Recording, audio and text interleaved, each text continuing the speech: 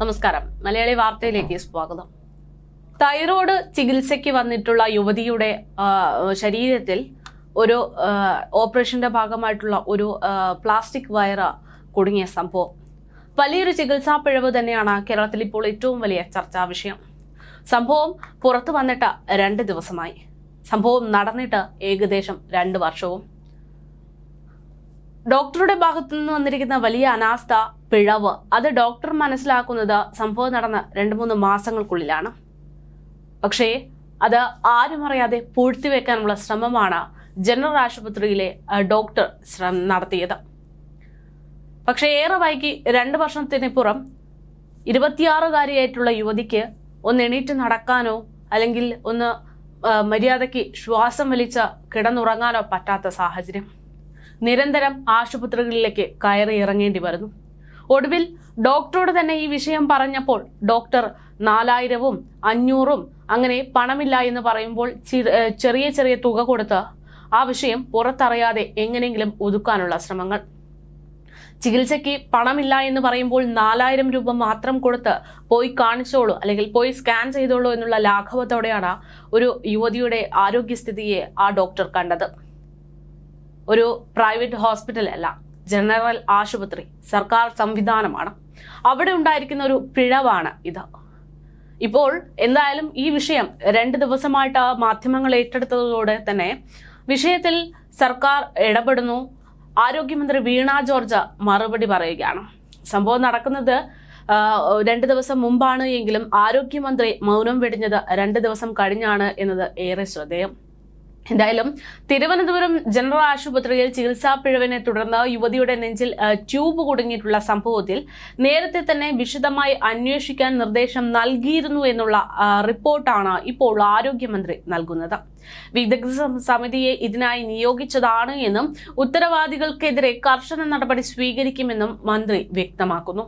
ഏതാനും മാസങ്ങൾക്ക് മുമ്പാണ് ഇത് കണ്ടുപിടിച്ചത്. വിദഗ്ധ സമിതി റിപ്പോർട്ട് ലഭിച്ചിട്ടില്ല. യുവതി ഇപ്പോൾ പരാതി ഉന്നയിക്കുന്നു. അന്വേഷിക്കാൻ കുറ്റക്കാരെന്ന് കണ്ടെത്തുന്നവരെ അവർക്കെതിരെ നടപടിയെടുക്കാൻ തീർച്ചയായിട്ടും സമ്മതമാണ് എന്ന് മന്ത്രി പറയുന്നു. കാട്ടാക്കട മലയൻകീഴ് സ്വദേശിയായിട്ടുള്ള സുമയ്യയാണ് ഡോക്ടറുടെ പിഴവ് മൂലം ദുരിതം അനുഭവിക്കേണ്ടി വന്നിരിക്കുന്ന യുവതി. ഇത് 2023 മാർച്ച് 22-നാണ് തിരുവനന്തപുരം ജനറൽ ആശുപത്രിയിൽ വെച്ച് സുമയ്യ ചികിത്സ തേടുന്നത്. ഡോക്ടർ രാജീവ് കുമാർ ആയിരുന്നു തൈറോയിഡ് ഗ്രന്ഥി എടുത്തു കളയുന്ന ശസ്ത്രക്രിയ നടത്തിയ ആൾ. ശസ്ത്രക്രിയയ്ക്ക് ശേഷം ഞരമ്പ് കിട്ടാതെ വന്നപ്പോൾ രക്തവും മരുന്നുകളും നൽകുവാനായി സെൻട്രൽ ലൈൻ ഇടുകയായിരുന്നു. ഇതിന്റെ ഗൈഡ് വയറാണ് നെഞ്ചിൽ കുടുങ്ങിക്കിടക്കുന്നത്.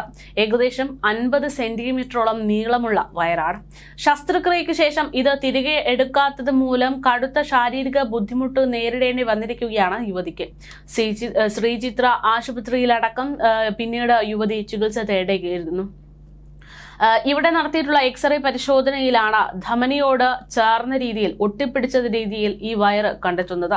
ഇനി ശസ്ത്രക്രിയ നടത്തി ട്യൂബ് പുറത്തെടുക്കാനാകില്ല എന്ന് വിദഗ്ധർ പറയുന്നു.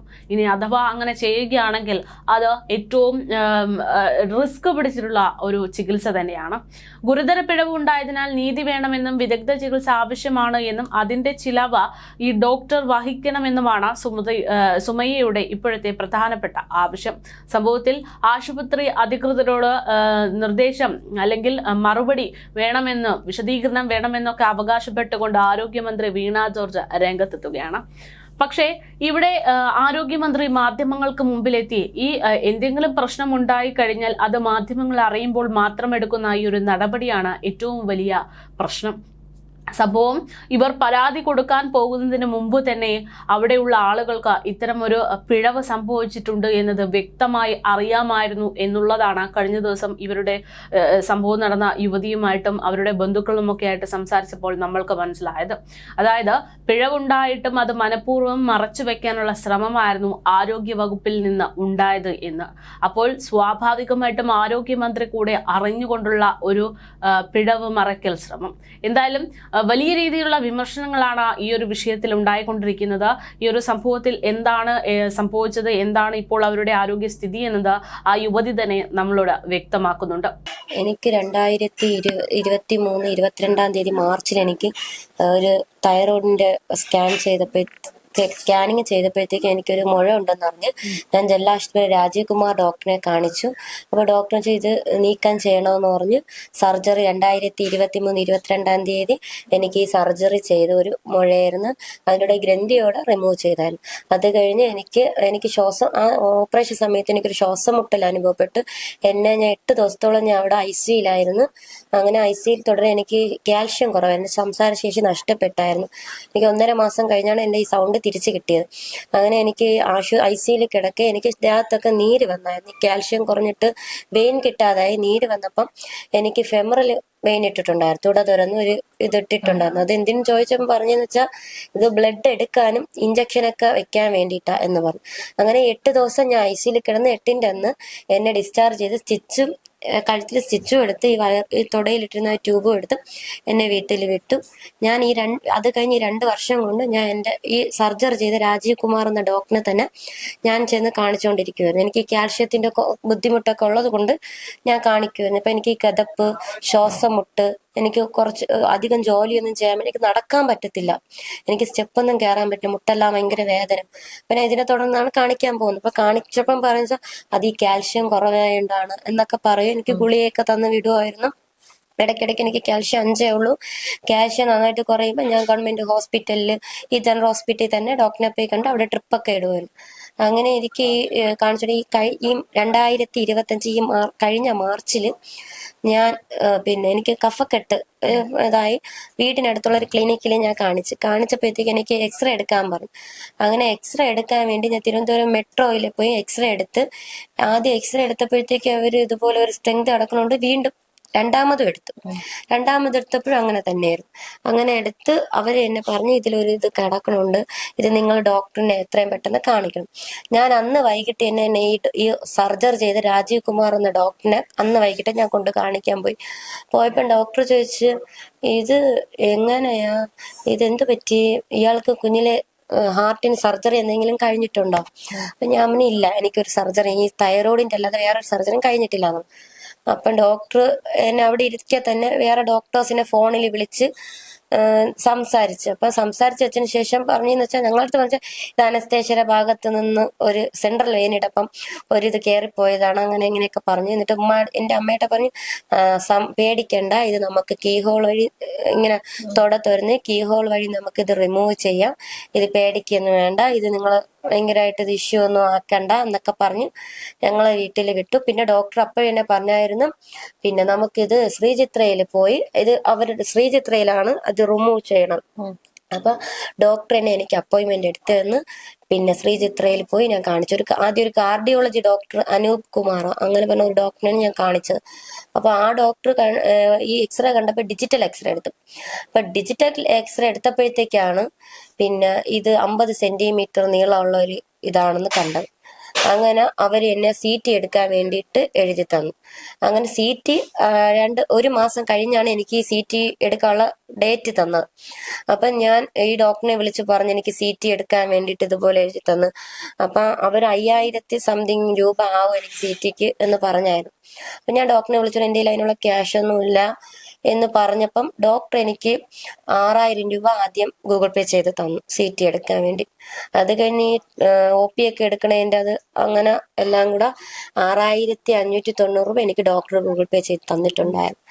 എന്നിട്ട് ഞാൻ CT എടുത്ത് ഈ റിപ്പോർട്ട് കൊണ്ട് ഞാൻ ഈ ഡോക്ടറെ തന്നെ വീണ്ടും കാണിക്കാൻ ചെന്നപ്പോഴത്തേക്ക് ഡോക്ടർ അതുവരെ എല്ലാ ഡോക്ടേഴ്സും ഡിജിറ്റൽ എക്സ്റേ കണ്ടിട്ടും പറഞ്ഞത് ഇത് റിമൂവ് ചെയ്യാൻ കുഴപ്പമില്ല. CT എടുത്തതിന് ശേഷമാണ് പറയുന്നത് ഇത് എടുക്കാൻ പറ്റത്തില്ല, ഇത് രക്തക്കൊഴിനകത്ത് ഒട്ടിച്ചേർന്ന് പോയി, ഇതിന്റെ പുറത്തൂടെ ഒരു കോട്ടിങ് സംഭവിച്ച് 2 വർഷം ആയതുകൊണ്ട് ഒരു കോട്ടിങ് സംഭവിച്ച് അതുകൊണ്ട് ഇത് റിമൂവ് ചെയ്യാൻ പറ്റത്തില്ല. അഥവാ വലിയൊരു സർജറി വഴി ചെയ്യാം. പക്ഷെ വലിയൊരു സർജറി വഴി ചെയ്താലെന്ന് വെച്ചാൽ ഇത് ഹാർട്ടിന്റെ സൈഡിൽ ഇത് ഒട്ടിപ്പോയി. അപ്പൊ ഇത് കീഹോൾ വഴി എടുക്കാൻ പറ്റത്തില്ല. ഇത് കീഹോൾ വഴി എടുത്തു കഴിഞ്ഞാൽ ഹാർട്ടിന് ബ്ലീഡിങ് ഉണ്ടാവും, ഹാർട്ടിൽ ഒട്ടിയിരിക്കുന്നതുണ്ട്. അപ്പൊ നമുക്കിന് വലിയൊരു സർജറി ചെയ്ത് എടുക്കാം. പക്ഷെ ഇത് ഭയങ്കര റിസ്ക് ഉള്ള ഒരു കാര്യമാണ്. ചിലപ്പം ഹാർട്ടിന് ബ്ലീഡിങ് ഉണ്ടായി കഴിഞ്ഞാൽ പിന്നെ ഫേസ് മേക്കർ ഒക്കെ വെക്കേണ്ട ഒരു സിറ്റുവേഷൻ വന്നേക്കാം എന്ന് അവര് പറഞ്ഞായിരുന്നു. അപ്പം പിന്നീട് ഞാൻ വീണ്ടും ഈ ഡോക്ടറെ വന്ന് കണ്ട് ഈ ഡോക്ടറെ അടുത്ത് പറഞ്ഞു, ഡോക്ടറെന്ന് വെച്ചാൽ അത് കുഴപ്പമില്ല, ഞാൻ വേറെയും ഡോക്ടേഴ്സിന്റെ കാണിച്ചപ്പോൾ അവർ പറയുന്നത് വെച്ചാൽ ഇത് കൊടുക്കുന്നതുകൊണ്ട് കുഴപ്പമൊന്നുമില്ല എന്ന്. അപ്പം ഞാൻ ചോദിച്ചു ഭാവിയിൽ എനിക്ക് ബുദ്ധിമുട്ട് ഉണ്ടായാലോ എന്ന് ചോദിച്ചപ്പം പറയുന്നത് ഇത് നമുക്ക് 6 മാസം 1 വർഷം കൂടുമ്പോൾ നമുക്ക് എക്സ്റേ എടുത്ത് നോക്കാം, ഇത് പൊസിഷൻ മാറണുണ്ടോ എന്ന് നമുക്ക് എടുത്ത് നോക്കാം എന്നാ പറഞ്ഞു. ഇപ്പൊ ഞാൻ ശ്രീചിത്രയിലെ ഡോക്ടേഴ്സിനെ ചോദിച്ചപ്പോഴത്തേക്ക് എനിക്ക് ഭാവിയിൽ ബുദ്ധിമുട്ടുണ്ടായാലോ ചോദിച്ചപ്പോ അവിടുത്തെ ഡോക്ടേഴ്സ് പറയണെന്ന് വെച്ചാൽ മനുഷ്യന്റെ കാര്യമല്ലേ, നമുക്ക് ഗ്യാരണ്ടി പറയാൻ പറ്റത്തില്ലല്ലോ, ദൈവത്തിന്റെ കയ്യിലല്ലേ എന്നൊക്കെയാ അവരും പറഞ്ഞതാ. ഇത് എടുത്തു തരാം എന്ന് പറഞ്ഞുകൊണ്ട് ഒരു ഇതിലാണ് നമ്മൾ ഇത്രയും സാവകാശം കൊടുത്തത്. അപ്പൊ ഇപ്പൊ എടുക്കാൻ പറ്റത്തില്ല എന്നുള്ളൊരു ഇതാണ് പിന്നെ ഈ ബോഡി അതിനിടയ്ക്ക് വീണ്ടും ഞാൻ വിളിച്ച് ഡോക്ടറെ പറയുമ്പോൾ എല്ലാ ഡോക്ടേഴ്സായിട്ട് സംസാരിച്ചൊരു ബോഡി മീറ്റിംഗ് കൂടും ഹോസ്പിറ്റലിൽ. ആ ബോഡി മീറ്റിംഗ് കൂടിയിട്ട് ഒരു അഭിപ്രായം പറയുന്നു. അങ്ങനെ ഒരാഴ്ചയോളം വിളിച്ചില്ല, ഞാൻ അങ്ങോട്ട് വിളിച്ച് ബോഡി മീറ്റിംഗ് കൂടിയപ്പോഴും ഇതുപോലെയാണ് പറയുന്നത്, ഇത് എടുക്കാൻ പറ്റത്തില്ല, ഇത് ഒട്ടിച്ചേർന്ന് പോയി, ഇതിരിക്കുന്നതുകൊണ്ട് കുഴപ്പമില്ല എന്നാ ഡോക്ടേഴ്സ് പറയണത്. അപ്പൊ ഞാൻ അത് പറ്റത്തില്ല, എനിക്ക് ഇതിനുള്ള ഒരു ഇത് വേണം, ഡോക്ടർ അങ്ങനെ പറയും, എന്റെ ജീവനാണ് പറഞ്ഞപ്പം ഡോക്ടർ വീണ്ടും പറഞ്ഞു വെച്ചാൽ ഒരു ബോർഡ് മീറ്റിംഗ് കൂടെ ഉണ്ട്, അവിടെ ഒരു ഡോക്ടർ ഇല്ല, അവർ പുറത്താണ്, ആ ഡോക്ടറും കൂടെ വന്നിട്ട് ഒന്ന് കൺഫേം ആക്കിയിട്ട് ഇതിനുള്ളൊരു തീരുമാനം പറയുന്നു. അങ്ങനെ അത് 2-3 ആഴ്ച കഴിഞ്ഞ് വീണ്ടും എന്നെ വിളിച്ചപ്പോൾ ആ ഡോക്ടറും പറയുന്ന വെച്ചാൽ ഇത് എടുക്കാൻ പറ്റത്തില്ല, ഇതൊരു കോട്ടിങ് അതിന്റെ പുറത്തു കൂടെ വന്നേ, 2 വർഷം ഇതായതുകൊണ്ട് കോട്ടിങ് പോലെ സംഭവിച്ചു എന്ന് പറഞ്ഞു. അപ്പൊ എന്റെ ചേച്ചിയുടെ ഹസ്ബൻഡ് വിളിച്ച് ഇതുപോലെ ഡോക്ടറെ അടുത്ത് ഇങ്ങനെ സംസാരിച്ചായിരുന്നു.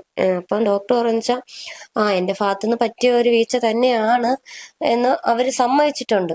അപ്പൊ എന്റെ അടുത്ത് പറഞ്ഞിട്ടുണ്ട്, അതിനിടയ്ക്ക് ഫോൺ വിളിക്കുമ്പോൾ എന്തെങ്കിലും ബുദ്ധിമുട്ടുണ്ടെങ്കിൽ എന്നെ വിളിക്കണം, എന്തൊരു ഇതുണ്ടെങ്കിലും പറയണം എന്നൊക്കെ എന്റെ അടുത്ത് പറഞ്ഞിട്ടുണ്ട്. ഇങ്ങനെ ചേച്ചിയുടെ ഹസ്ബൻഡ് വിളിച്ച് പറഞ്ഞ് അപ്പൊ എന്തായാലും എനിക്ക് ഡോക്ടർ ഇങ്ങനെ ന്യായീകരിച്ച് ഇത് നമ്മൾ അത് ഇതാക്കാൻ വേണ്ടിയിട്ട് സംസാരിച്ചുകൊണ്ടിരിക്കുമ്പോ ചേട്ടൻ പറഞ്ഞാൽ അതൊക്കെ എനിക്ക് മനസ്സിലാവുന്നുണ്ട്, എന്തായാലും ഡോക്ടറിന്റെ ഭാഗത്തുനിന്ന് പറ്റിയ വീഴ്ചയല്ലേ എന്ന് പറഞ്ഞപ്പോ അതെ വീഴ്ച അത് ശരി തന്നെയാണ് എന്ന്. അപ്പൊ ചേട്ടൻ നമ്മുടെ നടപടി നമ്മൾ നിയമത്തിന്റെ വഴിക്ക് ഞങ്ങൾ പോവും എന്ന് പറഞ്ഞപ്പോ ഡോക്ടർ ശരി എന്ന് ഡോക്ടർ പറഞ്ഞു. അതിനുശേഷം വിളിച്ചിട്ടുമില്ല, ഡോക്ടറിനെ വിളിച്ചിട്ടൊന്നുമില്ല. പിന്നെ ഇന്നലെ നമ്മളിവിടെ ജില്ലാ മെഡിക്കൽ ഓഫീസർക്ക് ഇത് പരാതി കൊടുക്കാൻ വേണ്ടിട്ട് പോയപ്പോഴത്തേക്ക് അവിടെ ചെന്നപ്പോഴത്തേക്ക് അവിടെ ഇല്ലായിരുന്ന, പിന്നെ അവിടെ ഇരുന്ന ഒരാള് പറഞ്ഞു നമ്മളിങ്ങനെ കാര്യം പറഞ്ഞപ്പോഴത്തേക്ക് എന്താണ് നമ്മൾ വരുമ്പോഴത്തേക്ക് എന്ന് പരാതി കൊടുക്കുക എന്താണ് പറഞ്ഞപ്പം അവര് പറഞ്ഞു വെച്ചാൽ ഇത് നിങ്ങളിത് മുമ്പ് ഇവിടെ കൊടുത്തിട്ടുണ്ടോ പറഞ്ഞത് ഇല്ല എന്ന് പറഞ്ഞു. അല്ല, ഇത് നമ്മളെ ഈ വിഷയം അവര് അതുപോലെ നമ്മട്ടെ തിരിച്ച് പറയണം. അപ്പൊ നമ്മൾ പറയുന്നതിന് മുന്നേ അവിടെ ഡോക്ടർ അവിടെ പറഞ്ഞിരിക്കുകയാണ്, അവരറിഞ്ഞിരിക്കുകയാണ്. അങ്ങനെ നമുക്ക് മുമ്പേ നമ്മൾ ഒരിടത്തും പരാതിപ്പെട്ടിട്ടില്ല, നമുക്ക് എടുത്തു തരാം എന്ന് പറഞ്ഞ ഒരു ഇതില് നമ്മൾ ഇങ്ങനെ വെയിറ്റ് ചെയ്തിരുന്നു എടുത്തു തരുമല്ലോ എന്ന്. ഇപ്പം എടുത്തു തരൂല എന്നായപ്പോഴാണ് നമ്മൾ ഇതിനു വേണ്ടിയിട്ട് ഒരു ഇതായിട്ട് ഇറങ്ങിയത്. എനിക്ക് ശാരീരികമായി എനിക്ക് സർജറി കഴിഞ്ഞതിന് ശേഷം മുതൽ എനിക്ക് 26 വയസ്സേ ആയിട്ടുള്ളൂ. ഈ സർജറി കഴിഞ്ഞ അന്നും മുതൽ എനിക്കെന്നും ബുദ്ധിമുട്ട് തന്നെ, രോഗങ്ങൾ തന്നെയാണ്. എനിക്ക് പറയാനുള്ളതെന്ന് വെച്ചാൽ ഇതുപോലെ ഇനി ആർക്കും ഇങ്ങനെ ഒരു ഇത് ചെയ്യരുത് വെച്ചാൽ, പിന്നെ ഡോക്ടറിന്റെ ഭാഗത്തുനിന്ന് പറ്റിയ ഒരു ഇതാണ്, ഞാനാണ് ഇത് അനുഭവിക്കുന്നത്. എന്റെ ഈ ഉള്ളിൽ കിടക്കുന്ന എനിക്ക് ഇത് എടുത്തു തരുകയും വേണം. എനിക്ക് ഇതിനുള്ള നഷ്ടപരിഹാരം രാജീവ് കുമാർ ഡോക്ടർ തന്നെ എനിക്ക് ഇതിനുള്ള ഇത് തരുകയും വേണം. ഇതുപോലെ ഒരു ആർക്കും ഇനി ഇത് സംഭവിക്കരുത്, അത്ര എനിക്ക് പറയാവുള്ളൂ. അതായത് ഒരു ഡോക്ടറുടെ ഭാഗത്തു നിന്ന് വന്നിരിക്കുന്ന ഒരു ഗുരുതരമായിട്ടുള്ള ഒരു വീഴ്ചയാണ്. ആ ഒരു വീഴ്ച ഡോക്ടറുടെ ശ്രദ്ധയിൽപ്പെട്ടിട്ട് പോലും വരുന്നിടത്ത് വെച്ച് കാണാം എന്നുള്ള ഒരു മൈൻഡിൽ പോയത് കൊണ്ടാണ് ഒരു പക്ഷെ ഇന്ന് ഈ ഒരു അവസ്ഥയിലേക്ക് എത്തിയിരിക്കുന്നത്. എന്നിട്ടും ഇപ്പോൾ ചോദിക്കുമ്പോൾ നിയമപരമായിട്ട് പോവുകയാണെങ്കിൽ പോയിക്കോളൂ എന്നുള്ള ഒരു നിസാരവൽക്കരണമുണ്ടോ? ഇവിടെ ഏറ്റവും കൂടുതൽ പ്രശ്നം വരുന്നത് ഈ പറയുന്ന രോഗികൾക്കാണ്. അതായത് ഇപ്പോ ഡോക്ടറെ സംബന്ധിച്ച് ഇത് ഒരു വിവാദമാകാതിരിക്കുക, അല്ലെങ്കിൽ ഇത് അധികം പ്രശ്നമാകാതെ പോയി കഴിഞ്ഞാൽ കുഴപ്പമില്ല എന്നുള്ള ഒരു ഇതായിരിക്കും. പക്ഷെ ഈ രോഗികളെ സംബന്ധിച്ച് ഓരോ മണിക്കൂറിലും അവർക്ക് പേടിച്ച് ജീവിക്കേണ്ടുന്ന ഒരു സാഹചര്യം കൂടെയാണ്. എന്തായാലും ആരോഗ്യവകുപ്പ്, പ്രത്യേകിച്ച് ആരോഗ്യവകുപ്പ് മന്ത്രിയായിട്ടുള്ള വീണ ജോർജ് എല്ലാവരും ഇടപെട്ട് കൃത്യമായിട്ട് ഈ പറയുന്ന ആവശ്യങ്ങളും അതുപോലെ തന്നെ നടപടികളും ഒക്കെ എത്രയും വേഗം വേണം എന്നുള്ളതാണ്. നിലവിലത്തെ സാഹചര്യത്തിൽ ഇത് ഒരു പരിഹാരം എന്ന് പറയുമ്പോൾ ഏറ്റവും വലിയൊരു ചികിത്സ, ഏറ്റവും വലിയൊരു ഓപ്പറേഷൻ, അതിന് വരുന്ന സാമ്പത്തിക ബാധ്യത, അതൊക്കെ തന്നെയാണ് ഇവിടെ ഒരു ചോദ്യമായിട്ട് നിൽക്കുന്നത്. അത്തരത്തിൽ ഇവരാവശ്യപ്പെടുന്നത് പോലെ ഡോക്ടർ അല്ലെങ്കിൽ ആരോഗ്യ വകുപ്പ് തന്നെ ഇടപെട്ട് ഇതിനൊരു പരിഹാരം കണ്ടെത്തണം എന്നുള്ളതാണ്.